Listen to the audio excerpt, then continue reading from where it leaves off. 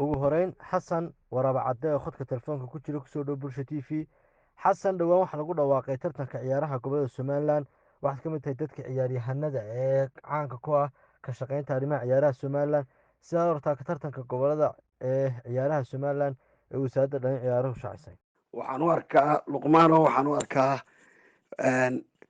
wax wanaagsan oo soo kordhay oo lagu dhawaaqay oo weliba waktigeedii kusoo hagaagay saan u arkayo iyadoo dadku ay kasoo doogsadeen sidii aad la socotayba dunidao dhan karoonaha ayaa bale ku hayay oo dadka waa kuwii lockdown ku jiray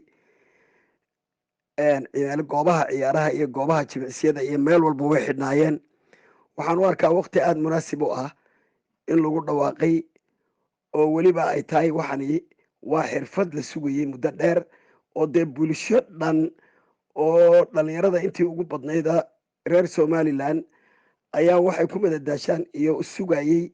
waa maxay faa'iidada laga dhaxli karo tartanada noocan oo kale ah? waa arrin runtii aada faa'iido u leh marka loo eego dhanka madadaalada, marka loo eego dhanka ciyaaraha iyo xifaaltanka ay ku salaysan tahay ciyaaraha goboladu khaasatan taageeradiisa.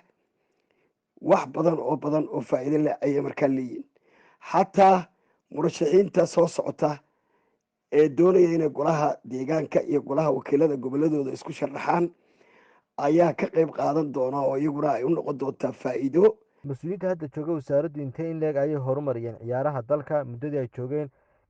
waxaad ka mid tahay dadka wasaaradda ciyaaraha muddada dheer kasoo tirsanaa mas-uuliyiinteeda, la taliyaad kasoo noqotay, si dhow baad ula shaqeynaysay. dadka qaar waxay leeyihiin mas-uuliyiinta hadda joogaa waa gabeen waxqabadkii laga doonayay. taas adiga ma kuu muuqataa? soo noqdo mas-uuliyiinta wasaaradda xaqiiqdii waxa weeye meelo badan baad ku arkaysaa iyadoo dhaliil iyo wax lamida aan arkayo. xaqiiq waxa weeye waxaynan dadkeenu ummadeenu aanay kala aqoonin. waxa weeye qodobka ugu muhiimsan ee aanay aada u kala aqoonin waxa weeye activity-ga iyo boliciga aanay aada u aqoonin. activity-ga waxa weeye wax allaala iyo wixii federationska iyo wixii olombikada ee sport ama dhaqdhaqaaq ciyaareed ku saabsan waxa qaabilsan waxa weeye activity. hadday noqon lahayd federationka kubadda cagta, federationka basketka, orodka, ama ciyaaraha fudud sidaynu u naqaano, vooliga, baskilada, tareemada, dhinac walba waxa weeye wax qaabilsan wixii activity-ga ayaa qaabilsan. sideed u aragtaa habka cusub ee doorashada xidhiidhada kala duwan ee wasaaradda dhalin ciyaaraha somalilan ee dhowaan uu shaaciyey wasiirka iyo mas-uuliyiinta wasaaraddu? in ay doorasho dhacdo oo doorasho loo sameeyo xidhiidhada federationska. dal haddaad aragto federationskiisu ay shuruuc ku salaysan yihiinna waxa weeye waa dal doonaya inuu tallaab qaado oo horu maro.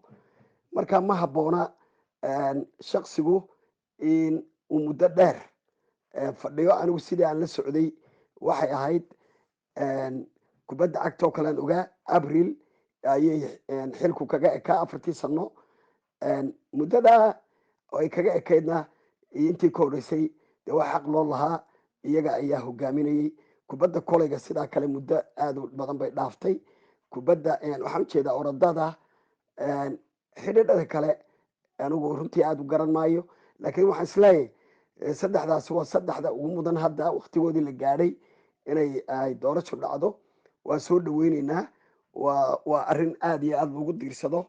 waana ugu hambalyeynayaa ku dhawaaqidda wasiirka iyo wasaaraddu ay ku dhawaaqeen waktiga doorashadoodu ay gelayaan. dadka qaar waxay leeyihin xasan oo qabyaalada ayay kor u qaadi kartaa tartamadani oo goboladii beelaha degan ayay muujin karaysaa oo beelo beelo ayaa soo noolaanaya.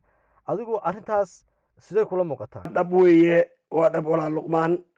way dhacdaa mararka qaar way dhacdaa, gobolada qaarna way ku dhacdaa. ma wada kuma wada dhacdo goboladoo dhan, laakiin gobolada qaar ayay ku dhacdaa. marka waxaan odhan karaa inta badan macalinka tababaraha la magacaabaya aanu noqon tababare koox u tababara ah si aanu ugu badin ciyaartoydu isagu tababaraha u yahay, ama ay noqoto